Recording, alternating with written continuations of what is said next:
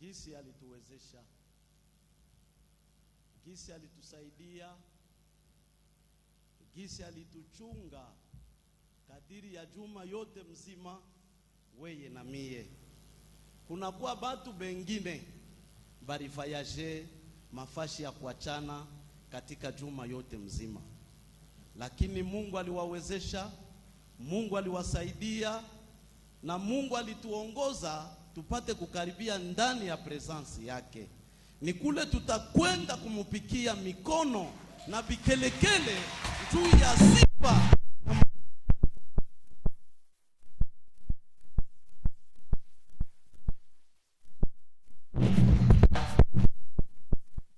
Amen.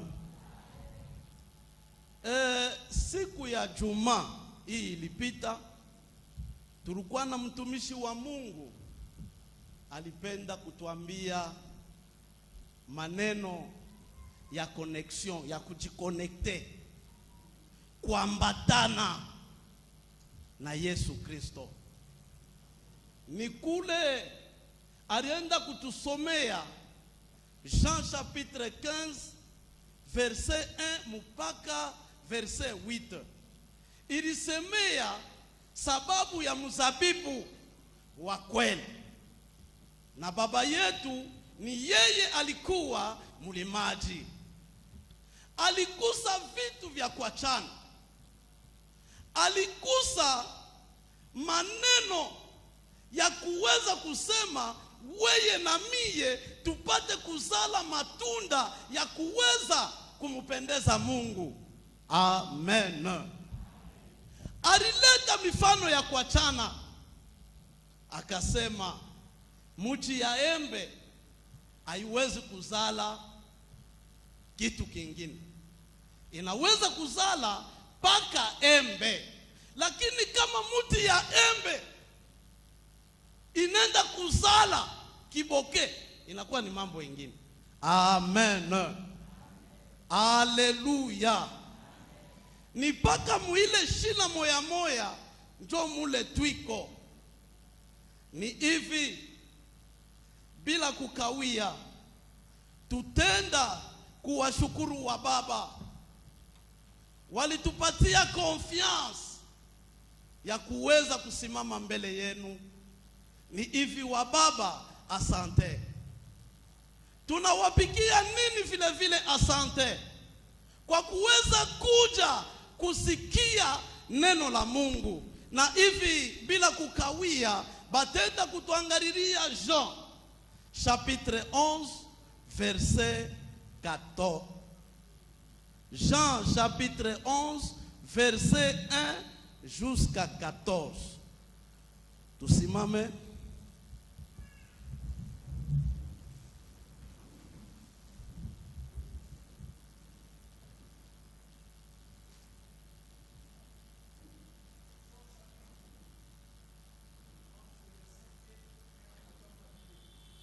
À 4.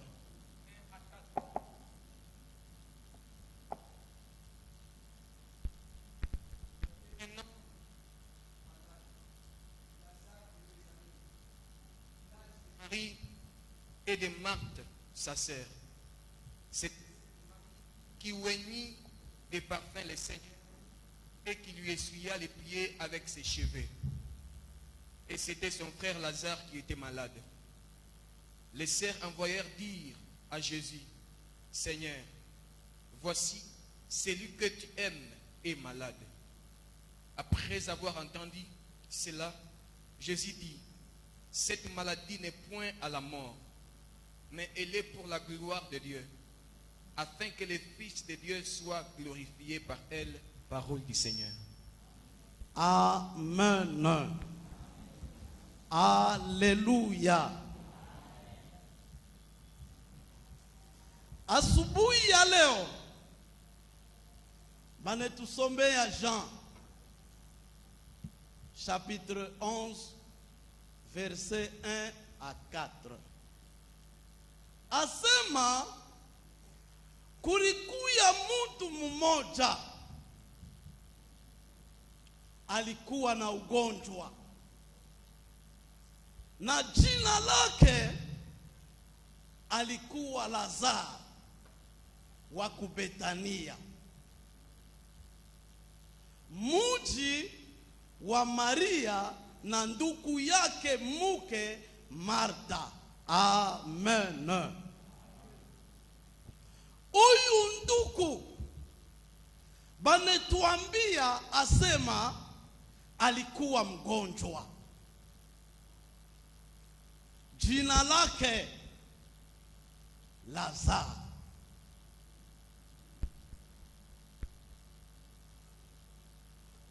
Mukusikia kwangu, maandiko yako netuambia asema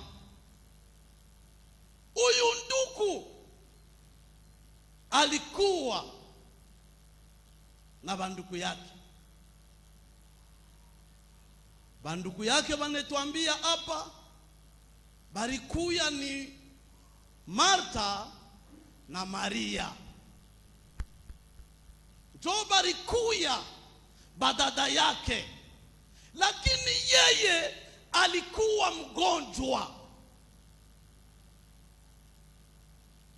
Munajua hatuna bageni katika dunia kama hii. Kama mtu ndani ya nyumba eko mgonjwa, utangaika. Kuko mwingine atakosa na kuya kukanisa, anaenda kutafuta makuta sababu atunzishishe ndugu yake. Huyu mgonjwa banetuambia asubuhi ya leo asema alikuwa na banduku yake bawili, Marta na Maria. Nikakumbuka kukisima cha Bethesda, maandiko yako netuambia asema huyu mtu wakati alionana na Yesu Kristo alimwambia Yesu asema sina na mtu. Baba, sina na mtu ula anaweza, wakati malaika anashuka kwa kuchamusha mai, mtu wa kunibamba kunitupa pale wa kwanza, sina naye. Nikula alifanya 38 ans sababu asikukue na mtu wa kumsaidia.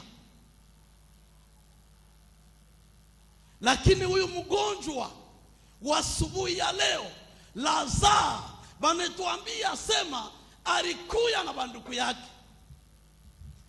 Marta na Maria.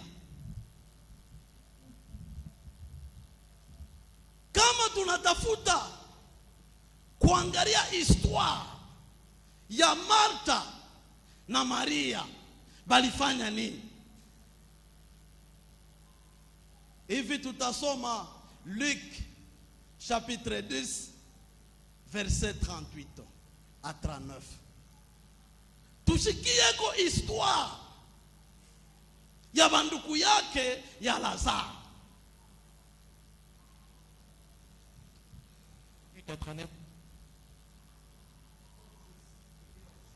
Les disciples, il entra dans et une femme nommée Marthe les récit dans sa maison.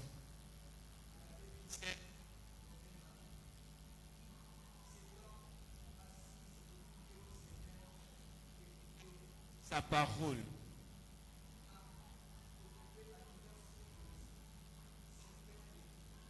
Seigneur. Amen. 10, 38 à 39.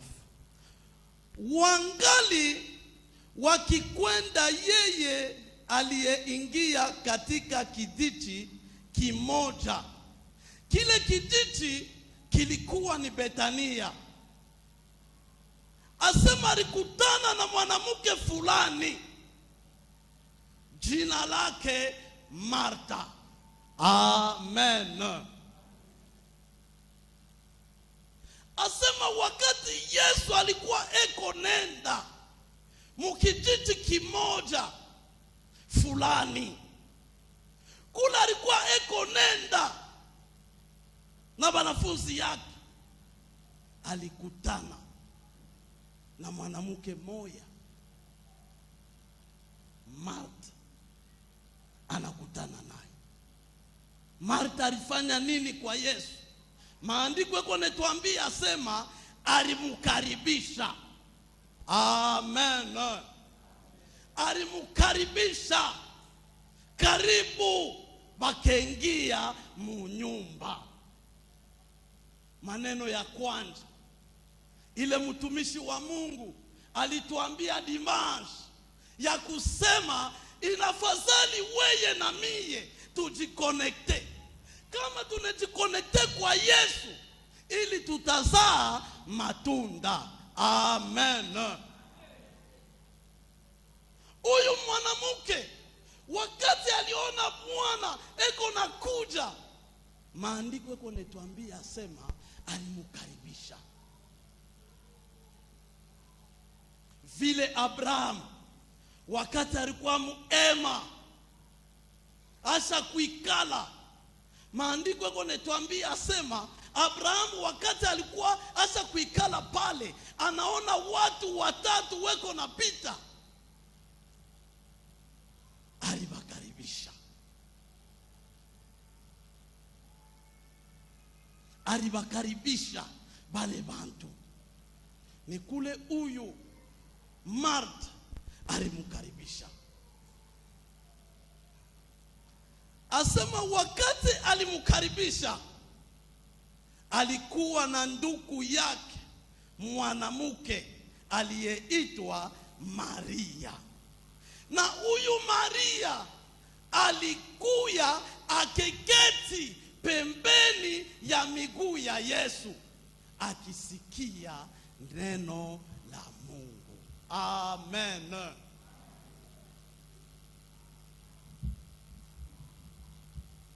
Munasikia wandugu wa Lazaro, wadada yake wa Lazaro walimkaribisha Yesu kuingia ndani ya nyumba. Asubuhi ya leo weye na mie eske tuko namkaribisha Yesu ndani ya mioyo yetu, ndani ya mafikiri yetu, kama vile huyu mwanamke alimkaribisha Bwana na kuingia munyumba yake? Leo kunakuwa tofauti na hii klima tuko na traverse, inakuwa tofauti. Na akambeketi ka 50,000 ukaribishe mgeni papa, 50,000 ndio unauza ka 25 kilo. Tena kale ka 25 kilo kuko manyumba mengine kiko nafanya 3 jours, manyumba mengine kiko nafanya une semaine. Kisha ubebe tena ukaribishe mtu munyumba yako.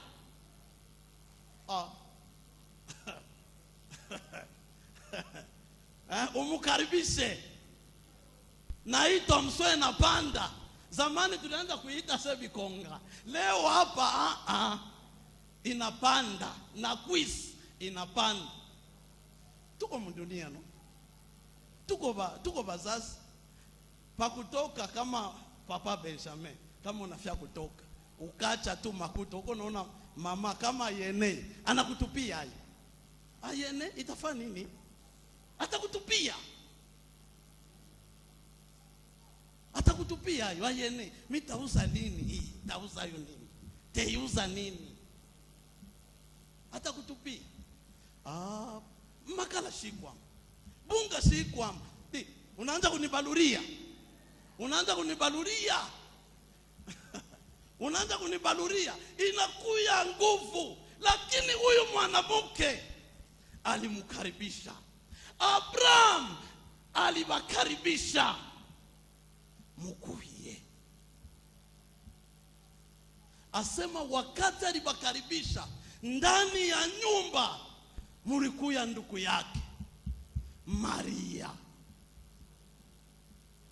Asema ye alienda tu pembeni ya Yesu, kumiguu ya Yesu, anekala eko nasikia neno la Mungu. Wangapi katikati yetu beko nasikia neno la Mungu? Njoo hapa sasa pakuya kukanisa nipaka unanitembelele. Njoo mimi nakuya. Kama unitembelele papa au kuye kuangalia Bakristo baba Stella au kuye kwa kuniona, sitakuya.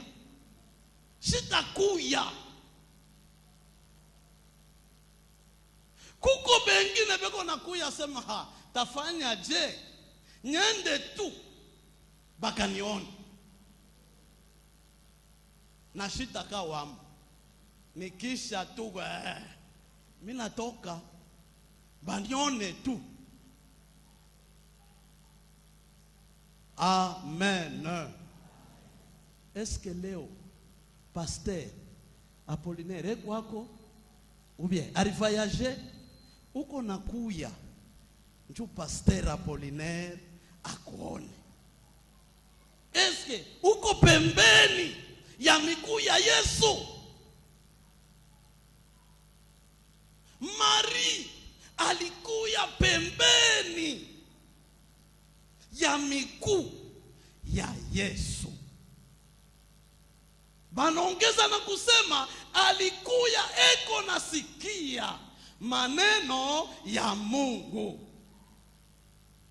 Ni kule mtumishi wa Mungu alisema inafadhali tujikonekte. Yesu ni mzabibu wa kweli na baba yetu ni mulimaji. Kila tawi lilipozaa matunda inafadhali kuliondosha. Sasa we na mimi tuko pembeni ya nani? Amen. Amen. Tuko pembeni ya nani?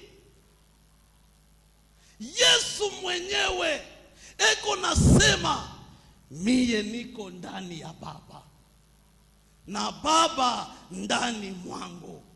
Maneno ninawambia haitoke ndani yangu mwenyewe, lakini natoka kwa nani? Kwa Baba. Alikuya connecte na Baba, alikuya pembeni ya Baba, alikuya eko nafanya kazi ya Baba, alikuya eko natembea na Baba.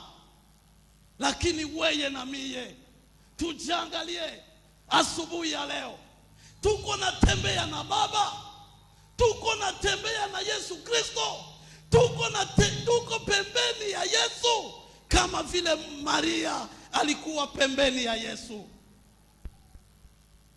Amen. Amen.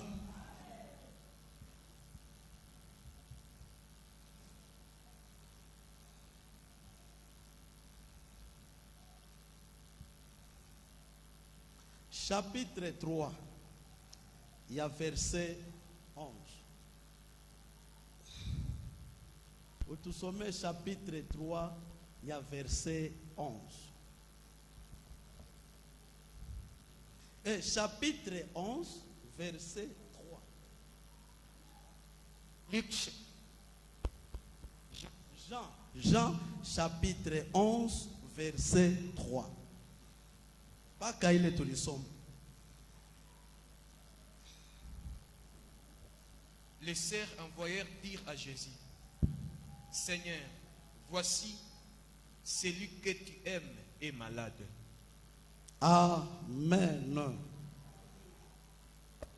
Chapitre 3 inatuambia sema, basi ndugu zake wake walituma mjumbe kwake wakisema, Bwana, tazama yeye ambaye unayependa anagonjwa.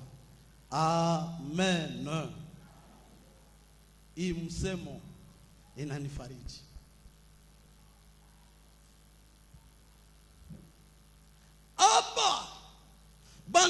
yake ya Lazaro. Wakati banaona magonjwa yanakawia, wakati banafanya mambo yote ile balipata kufanya ndugu yabo apone,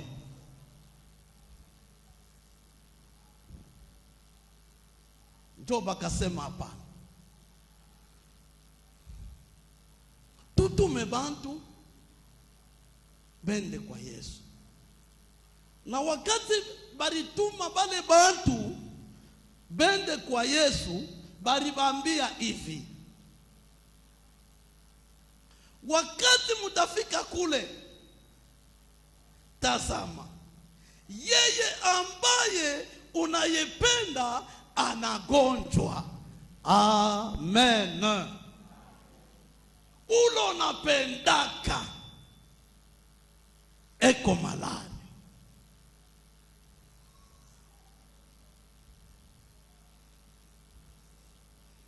Mwende mumwambie rafiki yako ulo napendaka eko malari.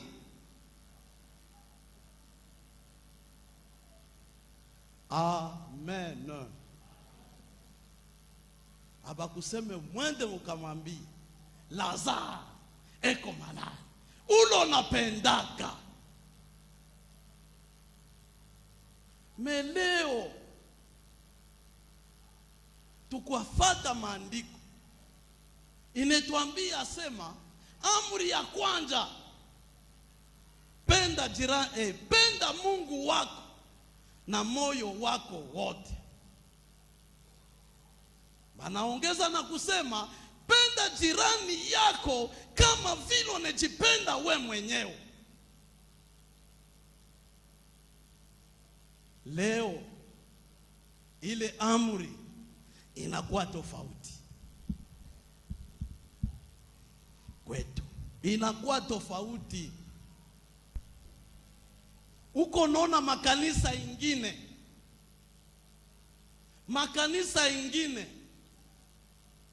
Pasteur Jean atasumbulia na Pasteur Apollinaire,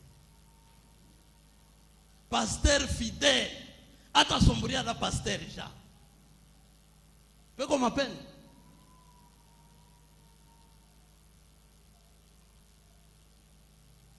Kama unatafuta kujikonekte, inafadhali ukuwe na mapendo, kwa sababu ndani ya Yesu muna mapendo. Kama mimi nakumbuka wakati Bwana Yesu alibeba Petro na Yohana na Yakobo banenda kumulima ya Mizeituni, kula alienda anenda kugeuza sura ikangaa kuwa mweupe. Petro yuko namwambia Yesu, asema tufanye ema yako na ya Musa na ya Eliya, tuketi hapa, sababu baliona utukufu wa Mungu. Lakini sauti ilitoka mbingu na kusema, huyu ndiye mwana wangu mpendwa. Amen. Huyu ndiye mwana wangu mpendwa, ninapendezwa naye. Sababu ndani ya Mungu muna mapendo. Ndani ya Mungu hamuna ubaguzi. Lakini leo kuna kuya tofauti ndani ya makanisa. Kuna kuya ubaguzi ndani ya makanisa. Kuna kuya media. Siwezi kusumbulia na mzee, hatupatanake na mzee. Tofauti inaingia ndani ya makanisa. Lakini balimwambia Bwana, ulo napendaka rafiki yako ni mgonjwa. Amen. Amen. Utasoma chapitre 4, tumanize. Chapitre 4. Dit cela, Jésus dit, cette maladie n'est point à la mort, mais elle est pour la gloire de Dieu, afin que Dieu soit glorifié par elle. Parole du Seigneur. Amen. Ni kui verse turibeba temu yetu ya kusema utukufu wa Mungu, la gloire de Dieu. Amen.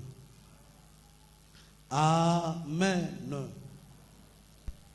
Asema wakati Yesu aliposikia, alisema ugonjwa huu si wa kufa, lakini ni kwa utukufu wa Mungu. Amen. Wakati aliyopata ile mjumbe, anasema hii malaria iko nayo aina ya kufua, ni sababu ya utukufu wa nani? Wa Mungu. Amen.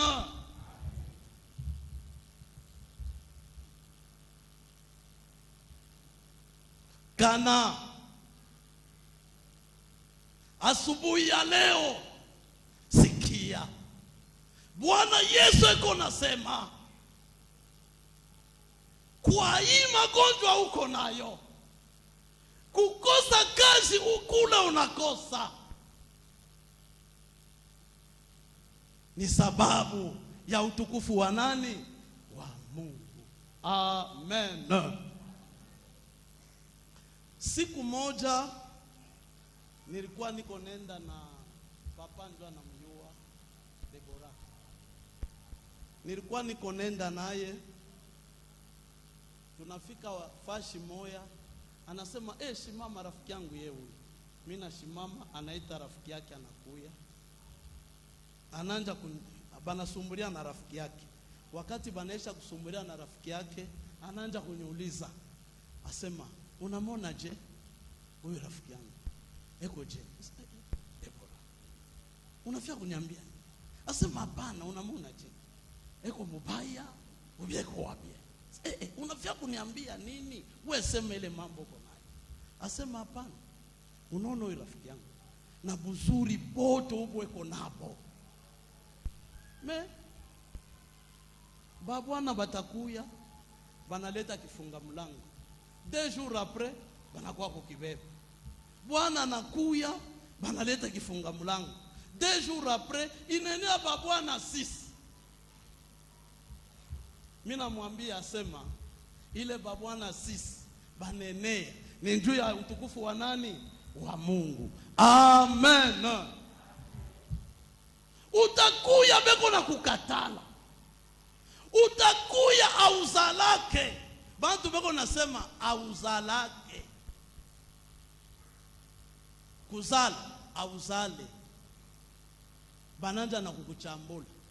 Unajua ile matushi banachambulanaka kama ule mtu ashizalake, aseme kuna yasha wese, ndio vile banachambulanaka. Utakuya uzalake, utakuya uko na teswa.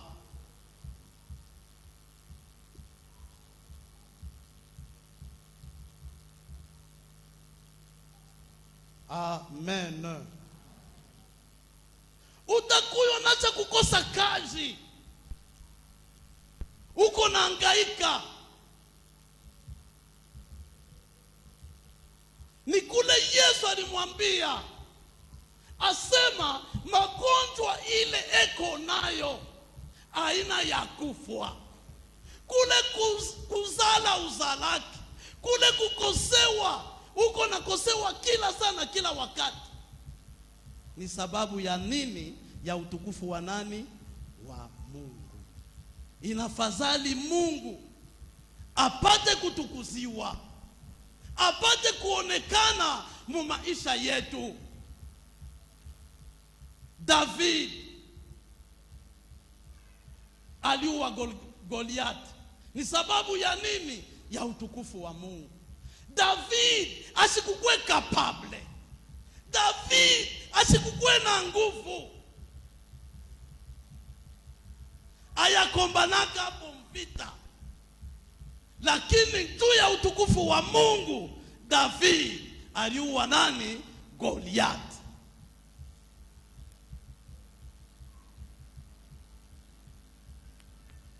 Jean chapitre 9 verset 1. Yesu anakutana na kipofu tangia mtumbo ya mama yake. Banafunzi banamwendea na kusema, Bwana, ni sababu ya nini huyu mtu ni kipofu tangia mtumbo ya mama yake?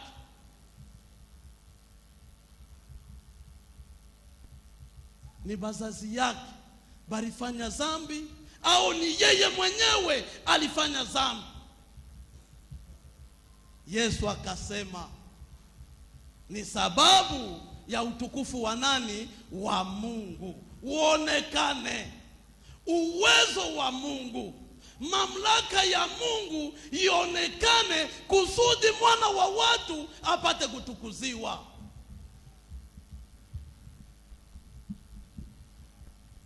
Ni sababu ya nini weye na mie tuko na tompola kila saa na kila wakati? Mie Mungu asinyone, mimi nilikuwa kuletana mie hivi na hivi, paka bale ndio banapataka, mimi sipatake. Lakini wakati utasoma ku Jean chapitre 14 verset 1, maandiko yako netuambia, sema mioyo yenu isifadhaike, musikuye trouble kwa maisha ile muko na ishi. Banduku ya Lazaro balikuwa trouble sababu ya magonjwa ya ndugu yabo, bili bapitia na weye leo, weye na mie biko netupitia.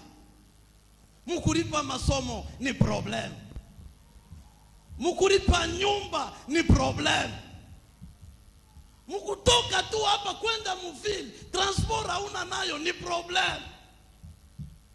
Asema usifadhaike, usifadhaike, moyo wako isikuye trouble.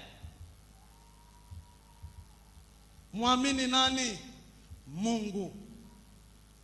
Wakati utaamini Mungu, Bwana Yesu yuko nasema, amini Mungu, amini na mimi. Maneno yote itapita kama uko connected, kama uko pembeni ya Yesu, kama vile Maria alikuwa pembeni ya Yesu akisikia neno la Mungu, kama vile Martha alimkaribisha Bwana Yesu na kuingia ndani ya nyumba yake. Na weye na mie, kama tuko connected, kama tuko pembeni ya Yesu, maneno yote itakuya sababu ya utukufu wa nani? Wa Mungu. Amen.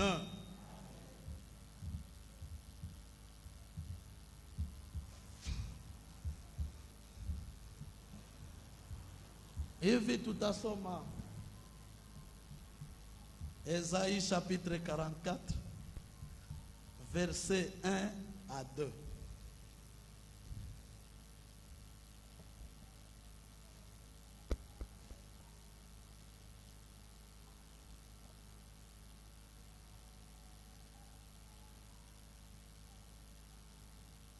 Chapitre 40, le verset. Écoute maintenant, ô Jacob, mon serviteur, ô Israël, que je choisis. Amen. Bakia paka pale. Bwana eko nasema, simama Bwana. Bwana eko nasema, sikia sasa. weye kana. Endelesha. We. We. We. We. We. Amen. Amen. Asema ikala kimya. Ni huyu Mungu alituumba weye na mimi. Ni huyu Mungu alitujua tangia tuko ndani ya tumbo ya mama yetu. Huyu Mungu alitujua. Ni huyu Mungu alituchagua weye na mie kusudi tukariti ufalme wa mbinguni. Usiogope. Usiogope tena, kwa sababu Mungu wetu eko pamoja nasi. Mungu abariki maneno hii katika jina la Bwana wetu Yesu Kristo.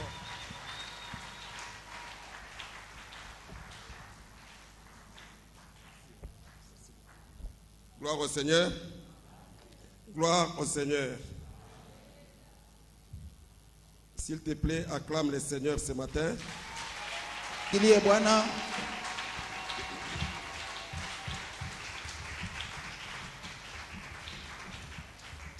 C'est comme si tu n'es pas dans la joie. Nous voulons acclamer le Inaonekana Seigneur. kama una Nous mafuraha. voulons Unaweza acclamer le roi des rois.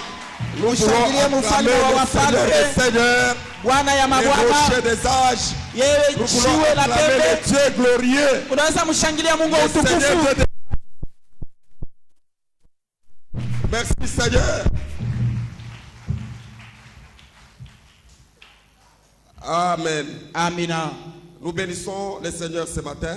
Tunambariki Bwana hiyo asubuhi. Nous bénissons le Seigneur pour sa parole. Tunambariki Bwana kwa ajili ya neno lake. Nous bénissons le Seigneur parce qu'il a voulu nous parler. Tunambariki Bwana maana alitaka Et kutusemezea il a voulu parler de sa gloire. na alipenda kusemezea sababu ya utukufu Nous wake. bénissons le Seigneur pour cette parole riche. Tunambariki Bwana kwa hiyo neno yenye Une pierre qui kutajirishwa. s'ajoute à la foi. Ni jiwe inaongezeka kwa imani. Gloire au Seigneur. Sifa kwa Bwana. L'exhortation ou la prédication de ce matin veut que nous puissions croire. Na subutisho ya asubuhi inataka tupate kuamini. Que nous puissions aussi nous attacher au Seigneur. Na tubaki benye kuambatana na Bwana. De sorte que dans notre vie, Hivi mu maisha yetu, des problèmes que nous connaissons, maneno ambapo itatupata, certains de ces problèmes mamoja ya hiyo magumu na matatizo, ne sont là que pour faire éclater la gloire de Dieu. ayo iko wako kwa ajili tu ya kuonesha utukufu wa Mungu. Certaines difficultés Matatizo fulani ne viennent iko na kuja que pour faire éclater la gloire de Dieu. ni sababu ya kupasua utukufu wa Mungu. Je le dis toujours. Tunaisemaka kila mara. Quel est le moment où on parlera de Dieu? Ni wakati gani ile batasemezea juu ya Quel Mungu? est le moment où le monde dira que Dieu existe? Ni wakati gani ile ulimwengu itasema Mungu yupo? Quel est le temps où les gens se mettront d'accord et diront que ça c'est Dieu? Kuna mawakati ile batu batasema hii ni Ce paka sont des Mungu. moments où la gloire de Dieu va éclater. Ni hiyo wakati utukufu wa Mungu utapasuka. Dieu veut faire éclater sa gloire. Mungu anaweza kupasua utukufu wake. Il est des temps où Dieu veut faire savoir à tout le monde Na kuko mawakati ile Mungu anaonesha utukufu wake kwa watu wote. qu'il est Dieu. Eko Mungu. Qu'il est Dieu. Ya kama yeye ni Mungu. Des temps où le monde a fini. Muwakati ile ulimwengu inamalizika. Le monde ne sait pas évoluer. Muwakati ile batu baweze kuendelea. Les sages ne peuvent pas donner leur sagesse. Wenye hekima hawajue kutoa hekima yao. Les médecins ne peuvent pas prouver leur médecine. Wanganga hawajue namna tena ya kutunza. Ces temps-là, Mwa hiyo wakati Dieu Mungu va faire éclater sa gloire. atapasua utukufu wake. C'est le temps où Dieu veut faire éclater sa Ni gloire. mwakati ile Mungu anapenda kupasua utukufu wake. Gloire au Seigneur. Sifa kwa Bwana. Et la gloire de Dieu, Na utukufu wa Mungu ça exprime la puissance. ni ile inaonesha uwezo.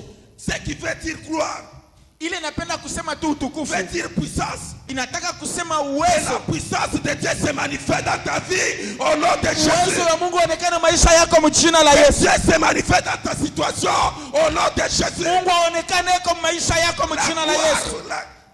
La gloire veut dire poids. Utukufu maana yake uzito. Acha Mungu ekale mateso yako katika jina la Yesu. Amen. Ce que signifie la gloire, c'est-à-dire poids. Ile iko naonesha utukufu maana yake uzito. Je vais dire à quelqu'un ce matin que Dieu pèse. Napenda kusema na mtu mmoja, Mungu yako uzito. Dieu pèse. Mungu yako uzito. Il pèse plus la souffrance. Ana uzito kuliko hata Il mateso. pèse plus que la maladie. Ana uzito kuliko magonjwa. Quand Dieu descend dans ta vie, Wakati Mungu anashuka maisha il yako, descend avec les poids. anashuka na uzito Et wote la gloire. ya utukufu. La gloire veut dire poids. Utukufu maana yake uzito. Gloire au Seigneur. Sifa kwa Bwana. Mumateso yako acha Mungu ekalemo. Amen. Gloire au Seigneur. Sifa kwa Bwana. Est-ce que vous comprenez ce que signifie le poids? Munaelewa maana ya uzito. Zamani hata ile mambo ya bunga bwana nasema la farine on vendait selon les kilos. Bunga balikuwa bwana unauzisha kufuatana Ile mabalance ya bunga kama banaweka kule kukupoa inafanya hivi. Acha mateso yako ifanye hivi katika jina la Yesu. Amen. Gloire au Seigneur. Sifa kwa Bwana. Acha bushito bwa Mungu mwingie mambo yako katika jina la Yesu. Amen. C'est ça qui signifie la gloire. Ni ile inamaanisha utukufu. Kama utukufu wa Mungu inaingia, mambo inashuka. Amen. Ishuke katika jina la Yesu. Amen. Yache fuashi katika jina la Yesu. Amen. Itoke katika jina la Yesu. Amen. Kwa sababu ya utukufu ya Mungu. Yes. Et c'est comme ça qu'on nous a dit. Ni Philippe alituambia. Quand il est venu, Wakati alikuja, il est venu mesurer la maladie. alikuja sababu ya kupima magonjwa. Il est venu apporter la solution. Alikuwa kuleta jibu. Frère, lisez-nous Hébreux chapitre 13 verset 2. Gloire au Seigneur. Sifa kwa Bwana. Hébreux chapitre 13 le verset 2. Hébreux chapitre 13, le verset de la Bible dit. Oui. N'oubliez pas N'oubliez pas. l'hospitalité. Somme bien, frère. N'oubliez pas l'hospitalité. L'hospitalité, oui. Car en l'exerçant, Léonini. On a souvent bien, Léonini. Soma, frère, Soma. n'oubliez pas l'hospitalité. Oui. Car en l'exerçant, oui. quelques-uns ont logé des anges sans le savoir. Alléluia. Amen. Comment est-ce que Dieu va peser dans ta vie? Je Mungu anaweza kuwa na uzito maisha yako. Approche-les. Umukaribishe. Approche-les. Umukaribishe. La stérilité avait déjà régné. Utasa ulikuwa unaisha kutawala. La stérilité avait déjà pris des racines. Utasa ulikuwa unaisha kutawala. La Bible dit. Biblia iko nasema, N'oubliez pas l'hospitalité. usisaulike kuonesha mapendo. N'oubliez pas l'hospitalité. Usisaulike kuonesha mapendo. Même si tu as des problèmes, Hata kama uko na magumu, exerce l'hospitalité. tumikisha mapendo. Même si ce que tu as n'est pas suffisant, Hata kama ile uko nayo haitoshe, approche les gens. karibisha watu. Approche les gens. Karibisha watu na mapendo. Serre les gens. Usaidie watu. Approche les gens chez toi. Karibisha watu kwako. La Bible dit n'oubliez pas. Biblia nasema msisaulike.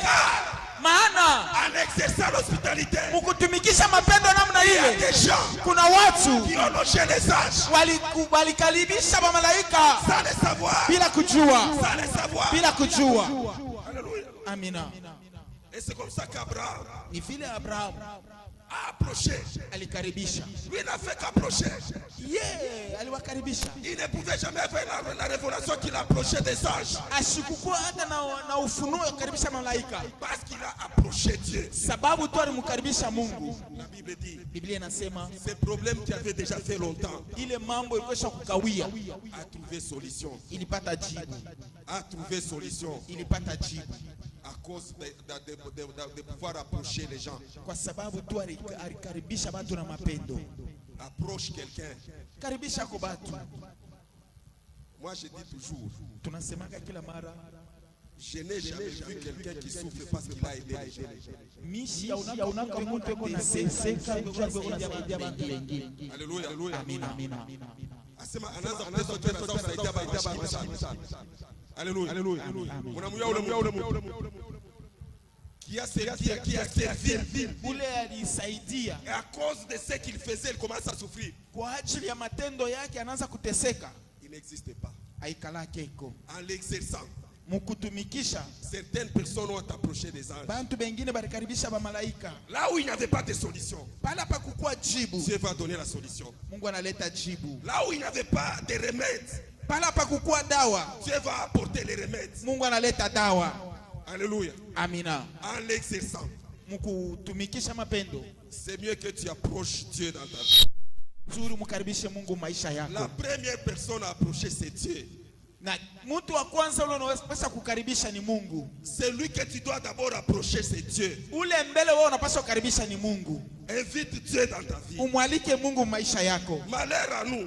Ole wetu, Même lorsque nous n'avons pas de problème, nous n'approchons pas Dieu. hata wakati ile hatuna na magumu, hatumkaribishake Mungu. Nous faisons recours à des choses qui ne vont pas nous aider. Tuko na kimbilia kubitu bila vitatusaidia. On nous a appris ce matin d'approcher Dieu d'abord. Bali tufundisha asubuhi ya leo kumkaribisha mbele Mungu. Quand les sœurs envoient certaines personnes pour dire à Jésus, Wakati badada banatuma bantu cha kumwambia Yesu, il leur dit anawaambia avec un message clair, na ujumbe ya wazi, celui que tu aimes asema ule unapenda est malade.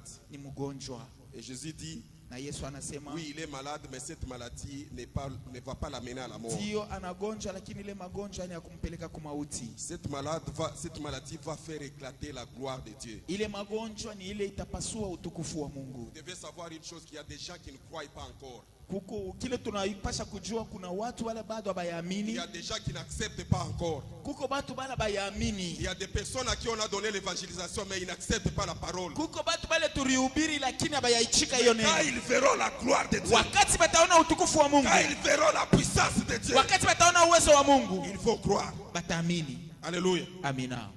Ils vont croire. Bataamini. Croire, ce n'est pas seulement par une fois.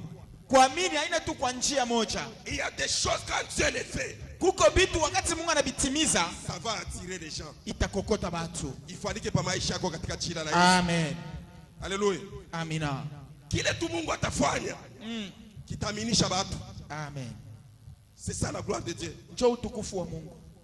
Quand les gens voient l'impossible dans ta vie, Wakati banaona bintu habiwezekane pa maisha yako, les gens n'ont plus d'espoir dans ta vie. batu habana tena na kitumaini. Il n'y a plus d'espérance. Hakuna matumaini. Aucune espérance. Hakuna tumaini hata moja. Mais en invitant Dieu, Lakini mkumwalika en Mungu, approchant Dieu, mkumkaribisha Mungu, il descend avec puissance. anashuka na uwezo, Il descend avec son poids. anashuka na uzito wake.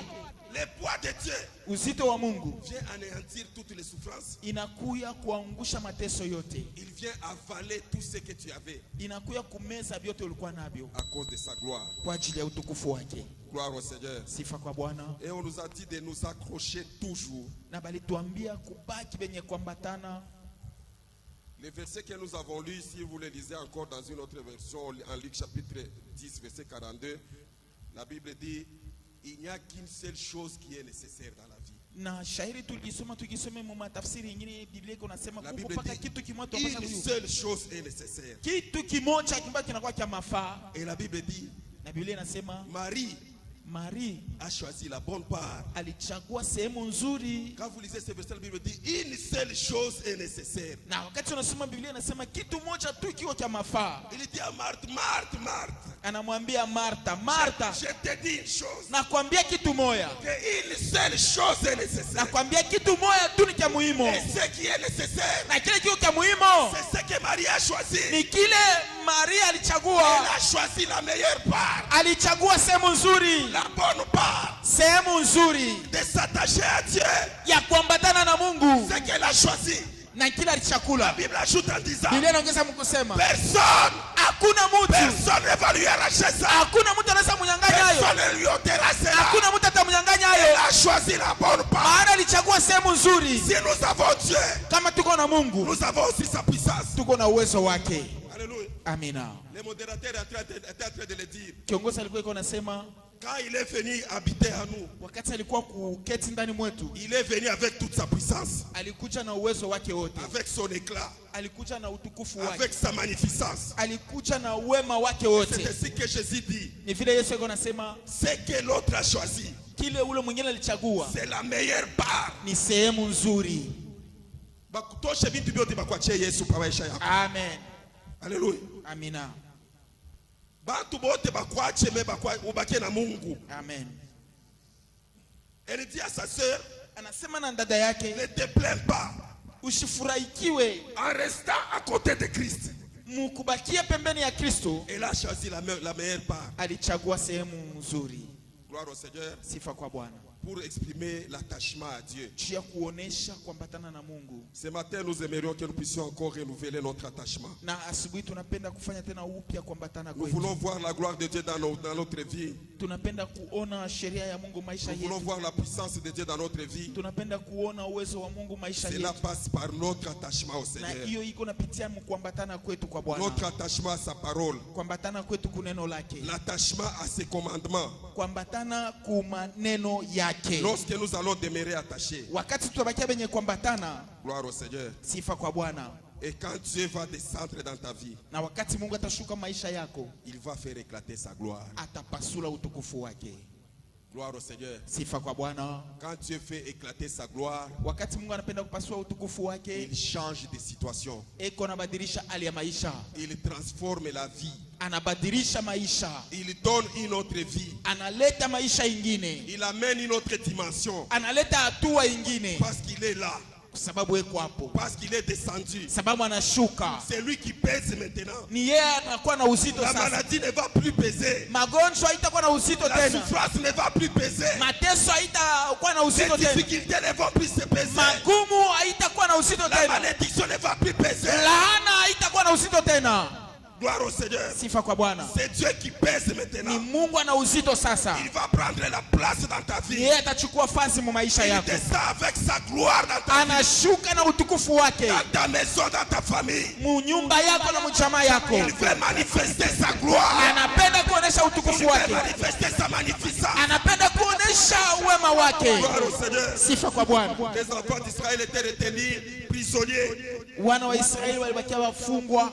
La Bible dit, Biblia iko nasema à un certain moment, ils ont chanté. wakati mmoja waliimba, Ils ont dit, wanasema nous allons chanter à l'Éternel. tutamwimbia wa milele. Pourquoi? Kwa nini? Parce que le cheval, Maana wapunda ainsi que son cavalier, na mpandaji wake ont péri. wanakufa. Oui.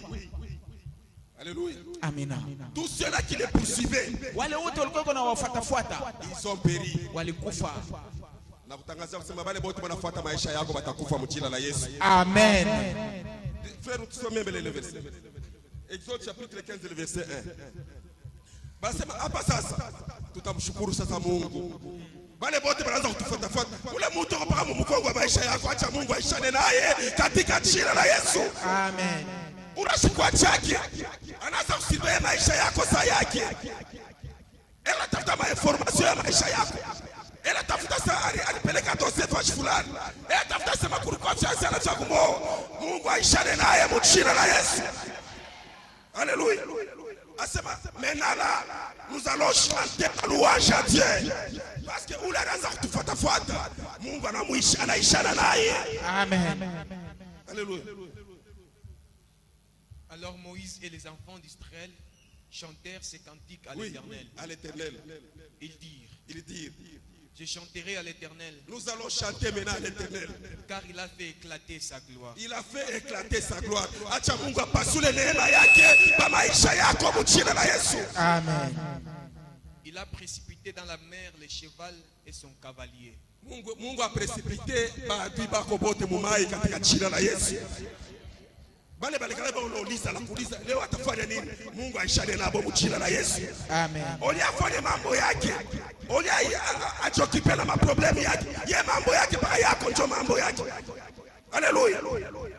Ashakuachaka kuwaza kwa maisha yake.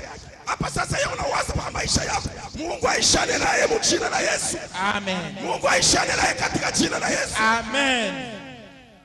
Akuache katika jina la Yesu. Asema hapa sasa tunabakia libre na tutamwimbia Mungu katika jina la Yesu. Oh, pika mikono ya Pierre, pika mikono ya Pierre, pika mikono ya Pierre. La Bible dit, Biblia iko nasema nous avons vu tuliona que Dieu ya kama Mungu a fait éclater sa gloire. alipasua utukufu wake. Quand Dieu fait éclater sa gloire, Wakati Mungu anapenda kupasua utukufu wake. hata muloji asitachofa tena. Yes. Alléluia. Amina. Parce que la gloire de Dieu resplendit. Maana utukufu wa Mungu uko na ng'aa. Mungu angarishe maisha yako kwa jina la Yesu. Amen. Mungu angarishe familia yako katika jina la Yesu. Amen. Asema les chevaux et son cavalier Farasi na wapandaji wake vont périr dans l'eau wanakufa ndani ya maji à cause de la gloire de Dieu. kwa ajili ya utukufu wa Mungu. Nous acclamons le Seigneur et nous nous mettons debout. Tunashangilia Bwana na tunasimamia juu. Mets-toi debout pendant ce moment et nous prions. Uko bwima mwa hiyo wakati na tuko naomba C'est que nous prions. maombi yetu